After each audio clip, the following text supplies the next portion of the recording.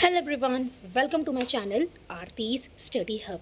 तो आज के वीडियो में हम डिस्कस करेंगे Punjab university Chandigarh BA third semester के पॉलिटिकल साइंस के मेजर एंड माइनर सब्जेक्ट को, और जानेंगे आखिर कौन कौन से यूनिट और चैप्टर्स आपके इस बार सिलेबस में आने वाले हैं। तो प्लीज़ शेयर कर देना, चैनल को लाइक कर देना एंड सब्सक्राइब करना मत भूलना।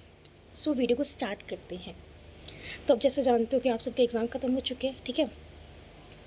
तो मैं आपके लिए कई सब्जेक्ट्स पे, ठीक है, एक एक वीडियो ले आऊँगी उनके सिलेबस से रिलेटेड। जैसे मैंने पिछली वीडियो हिस्ट्री पे बनाई थी, तो इस बार की वीडियो हमारी पॉलिटिकल साइंस में, जिनके पास ये पॉलिटिकल साइंस है या फिर वो सिंगल मेजर पॉलिटिकल साइंस लेना चाहते हैं, डबल मेजर में लेना चाहते हैं, तो ये उनके लिए बहुत ज़्यादा इंपॉर्टेंट वीडियो होने वाली है।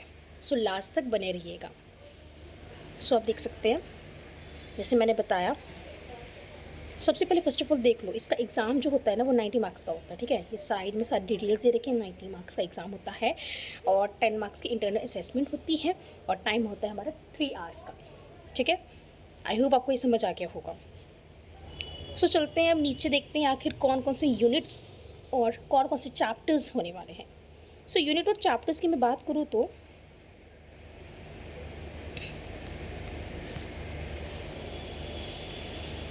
फर्स्ट यूनिट में आप देख सकते हैं, फर्स्ट यूनिट में लिखा हुआ है judiciary, supreme court, high court and jurisdiction. मतलब कि जुडिशरी क्या है, बेसिकली क्या होता है कि न्याय करना, ठीक है। तो उसमें क्या आता है, सुप्रीम कोर्ट आता है, हमने जैसे सेकंड सेम में भी पढ़ा हुआ है, ठीक है। हमने सेकंड सेम में भी पढ़ा था कि जुडिशरी आखिर क्या होती है और सुप्रीम कोर्ट क्या होता है, और हाई कोर्ट के बारे में आप नए नए पढ़ोगे और जुरिसडिक्शंस के बारे में आप अभी पढ़ोगे। सो आई होप आपको समझ आ चुका होगा। ये फर्स्ट यूनिट का है। अब देखते हैं सेकंड चैप्टर इसका, judiciary, legislature, executive, check and balance. देखो इसके बारे में हमने थोड़ा सा फर्स्ट यूनिट में पढ़ा था कि आखिर चेक और बैलेंस कैसे होता है, ठीक है। गवर्नमेंट में चेक और बैलेंस कैसे लगता है, और अगर हम देखें जुडिशरी पे कैसे लगता है, या फिर लेजिस्लेचर, एग्जीक्यूटिव में देखें तो किस तरह का चेक और बैलेंस लगता है।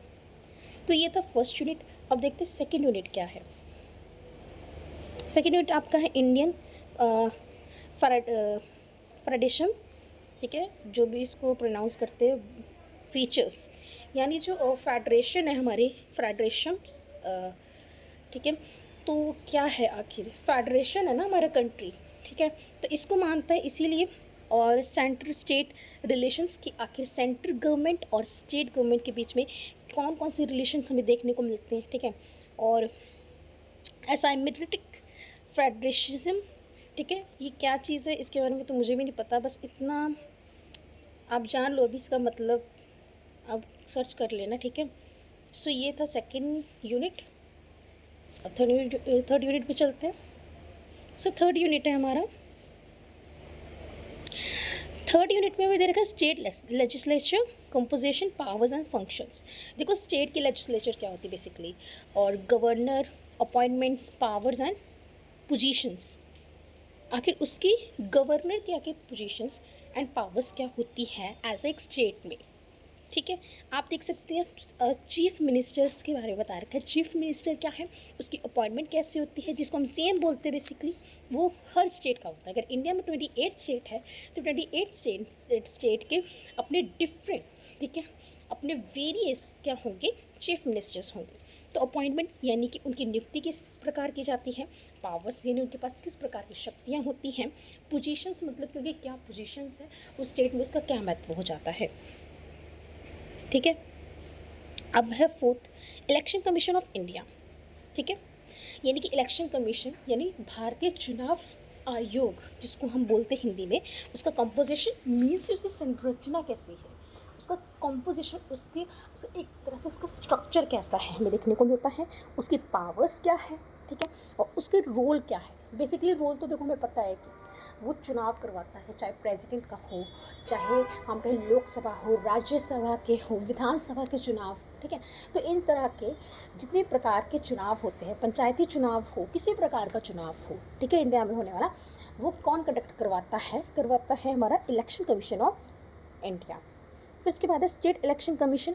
अब देखो ये इलेक्शन कमीशन बेसिकली क्या होता है इंडिया वाले में, क्या होता है जैसे कि लोकसभा या फिर लोकसभा जैसे इलेक्शंस को कंडक्ट करवाता है। अगर हम कहें स्टेट इलेक्शंस कमीशन में, स्टेट के जैसे हम देखते हैं कि जैसे विधानसभा जिसमें सीएम वगैरह चुनते हैं बेसिकली, ठीक है।